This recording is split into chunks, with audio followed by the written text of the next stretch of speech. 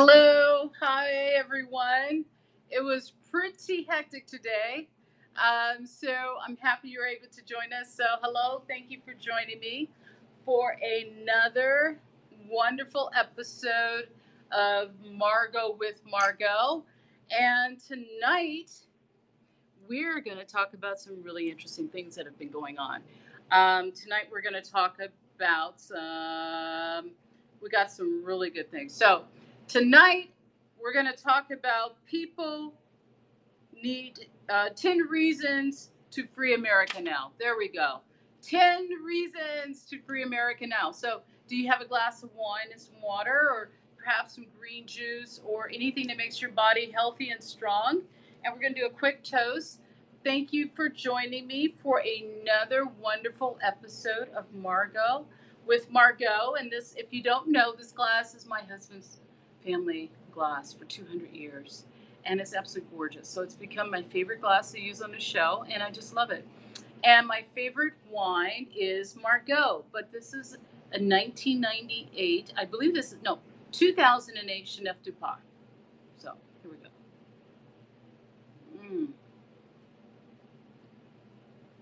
Doesn't it make the pandemic so much better? A nice glass of wine, great fireplace. And I just want to thank you, my guests, for joining me and being a part of this whole process. No idea to be talking about the pandemic as much as I am, but it's what's going on in the country, and we just got to get through it together, which we will. And that's why I came up with this idea, and I'm going to go over that shortly. But here we go. Oh my God. Oh my God. Oh my God. Oh my God. So first off, I just want to say that I'm one of those individuals who loves to be free. One of the great things about being financially independent is you get to have choices. You can go where you want to go. You can work with who you choose to work with. You can decide where you want to live. It is a wonderful thing to have in one's life. And that right should be for all of us. That's just my first point I want to point out. And I support that. So I support that type of mentality. I support that type of growth. All of us deserve to have freedom of choices, freedom to choose what makes us happy, freedom to choose within reason, of course, what we want to do and where we want to spend our time. And what's happened when the pandemic hit, they were explaining to all of us the number of deaths, the number of people that were going to die. I mean, literally, it was in the millions.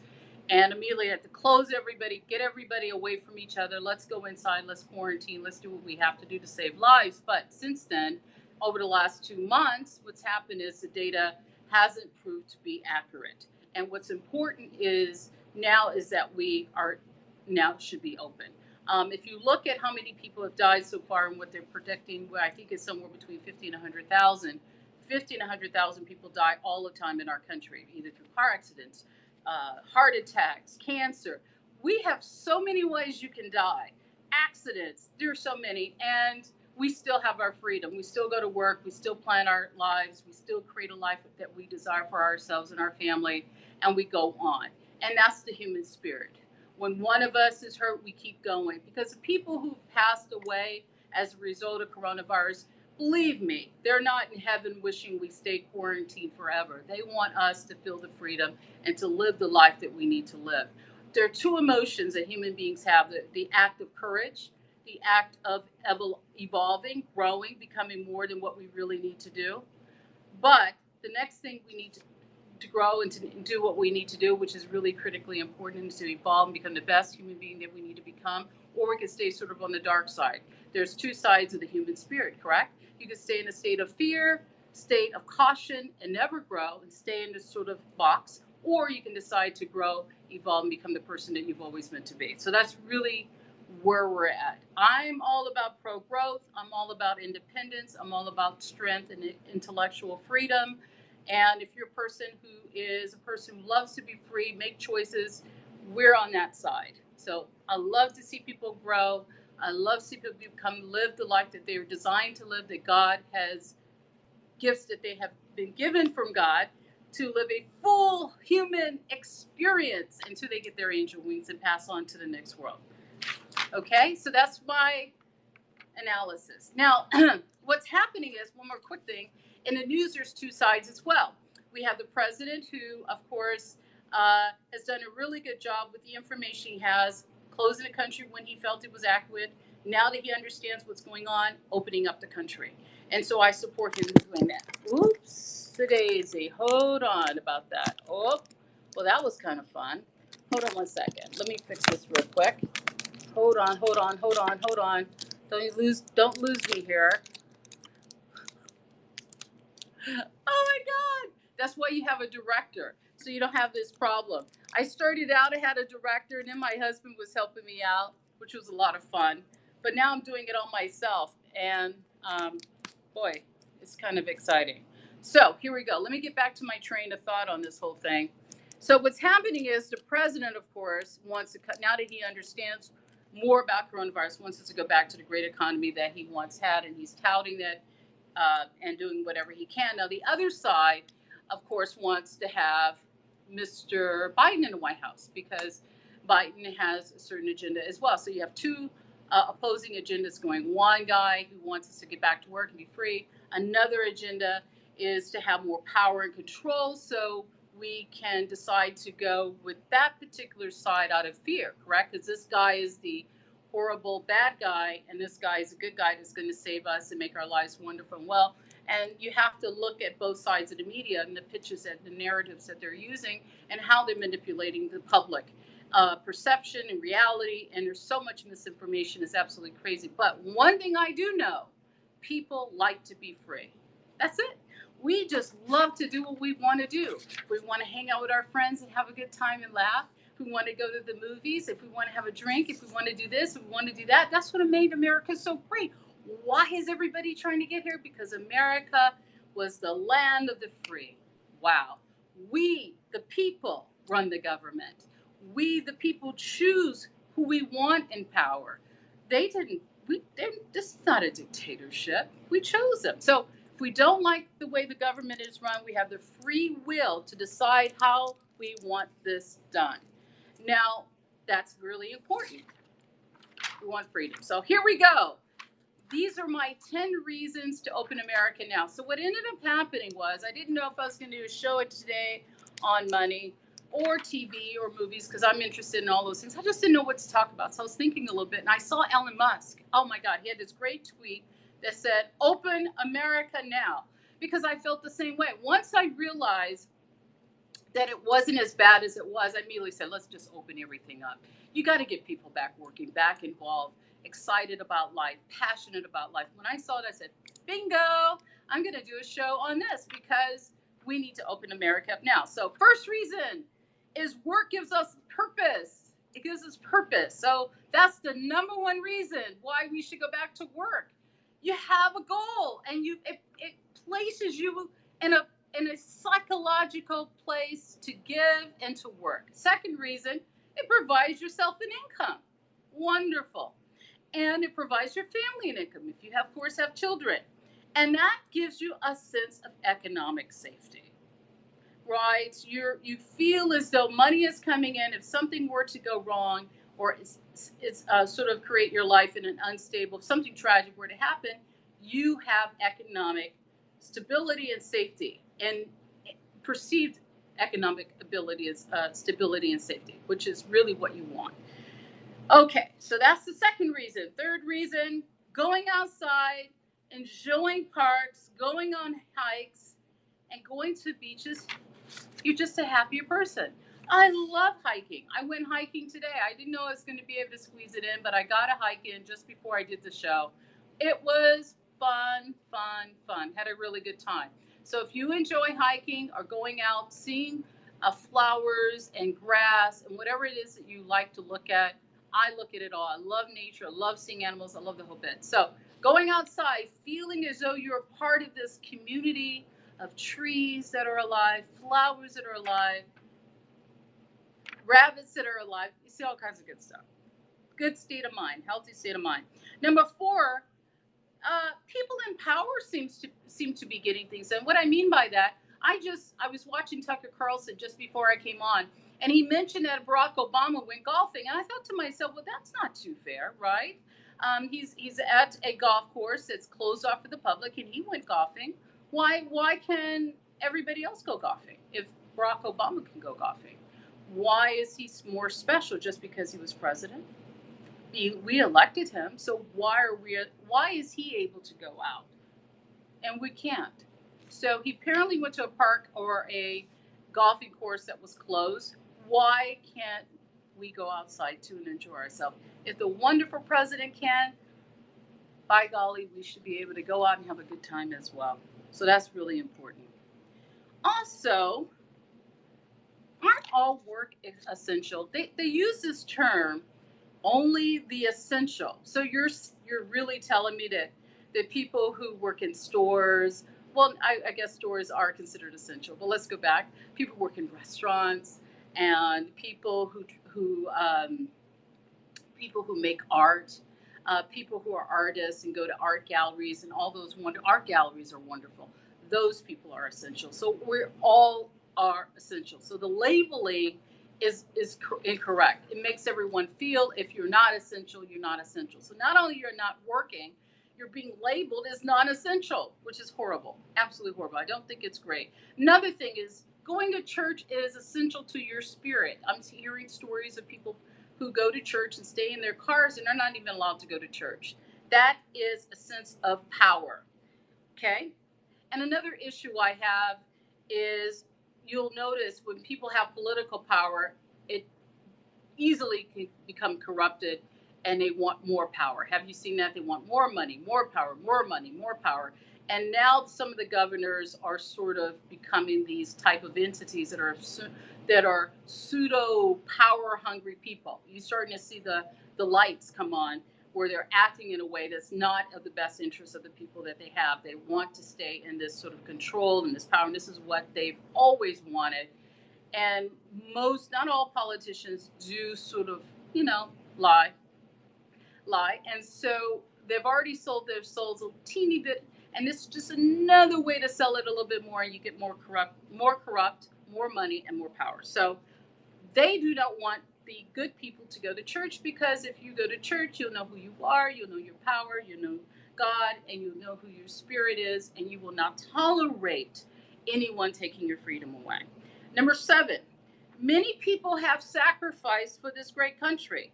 Our country is a shining light of what other countries should be. And shouldn't we protect our way of life? We have so many people that want to be in America. You have no idea. I travel quite a bit, and everybody tells me, I want to come to America. And I said, absolutely, come on. If you come to Los Angeles, if you come to this part of the States, or where I am and where I live, you're welcome. Because America's a wonderful country, really loving. I think it's the greatest people ever. So I love it. You love it. Let's continue to have this great country, this great power that we are, and we're giving people. We always help people that are needy and out there. So I want to protect our way of life. A lot of people have sacrificed for this way of life. We fought in wars. Some of our ancestors come from other countries. Some of our ancestors were slaves. Some of our ancestors have suffered in many parts of the world, whatever the reason, and decided to come to America. So we have to protect our way of life. Very important. Next reason. Humans were simply designed to be free, to go to work, to choose to play and to work. This is how we grow. This is how we evolve, and we'll continue to evolve. This moment, this pandemic, is causing a shift in our awareness. There was a structure how things run. There were certain people in power, certain people were the experts, and now that structure has broke open. New leadership is coming up. People who we didn't think were the bad guys are kind of shaky, and the world is shifting in front of us. So you are living through a moment in history that will hopefully we don't have another pandemic soon, most unlikely will happen again. So this is a chance to take hold of your life, make changes, fight for your freedom, and do what you have to do. Next thing I wrote down was our sense of community and humanity. It hinges on this. We're social beings. We love being with our family and friends. We love laughing and sharing stories. And what did you do last week? And what did you learn last week? And Christmases and birthdays and weddings and the planning of it and the anticipation of seeing your aunt you haven't seen in 15 years. This is what makes life fun, is that we get to be with people we care about and love and want to share our experience in life with. I love it. I love socializing. I truly do. I love all my friends. I miss my family. I, I can't wait till this is over. So, hello. Let me take a quick sip. Mm. Number 10, another great reason. Not all, but majority of the billionaires right now are becoming quite wealthy. Jeff Bezos is making more money than he's ever had right now. It's really booming. Not to say there's anything wrong with him making money. It's just that there are a lot of people who aren't making any money. They're not working. So if you're in a position of power and influence and you don't have to go out to a job and you have economic freedom, it is imperative that you go back and you help other people get back to work and help them to become economically free. But sometimes people are corrupted by money and power and they want to become even more powerful, I've seen it, believe me. I had a friend one time, I'll tell you a funny story. I said to him, you're so obsessed with money and power. He says, that's all I live for. I was like, oh boy, that's really crazy. But there are people like that. So we have to understand the crazy, power hungry people are now going nuts. But the free loving, kind people who want our spirits, our souls to run free so we can have choices and continue to build this wonderful, great country that we have to continue on that path. So those are the 10 reasons. Oh, welcome to Periscope. Someone just joined me. That's wonderful. I'm Margaux Monet, and this is my glass full of, well, I typically have Margaux, but this is Chef du Pas for today. But that's what got me started, was Elon Musk. Now, a couple of things. The president had people on that were business owners what are they contributing? How are they getting people back to work? And I thought it was very positive and uplifting. We have to get people going back to work. Now that we know the number of deaths is not going to be as severe as it once was, it's important for the spirit of you, the individual, us, the family, and the entire United States. But as human beings, we all need to be productive with our lives. And if you are in a position of power influence where you can support people to be independent, to be strong, and to be well educated, we support everyone in doing that. The most important thing that you have is the power of your thoughts, the power of your words create your reality. And you have to pull that energy into your center, into your life, so you can create the life that you so desire and that you certainly want.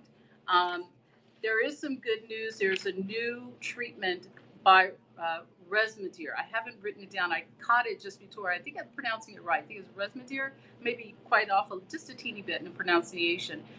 The trials went really well, and you can go online. If you go to, I saw it this morning, the White House website with Dr. Fauci, and he was talking about Remdesivir, I think I'm saying it right, which is a really good treatment for coronavirus, and it was showing really positive results. So this also is another reason why I know the country is ready to go back.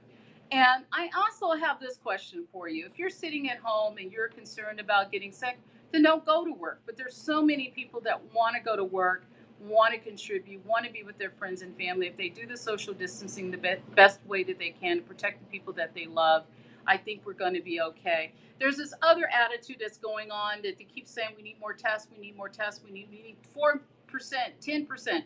The problem with this whole testing idea is the following. I get tested today, I'm negative. Suppose I got tested today and I'm negative, but tomorrow I catch the coronavirus. So what good did the testing do if I just got coronavirus?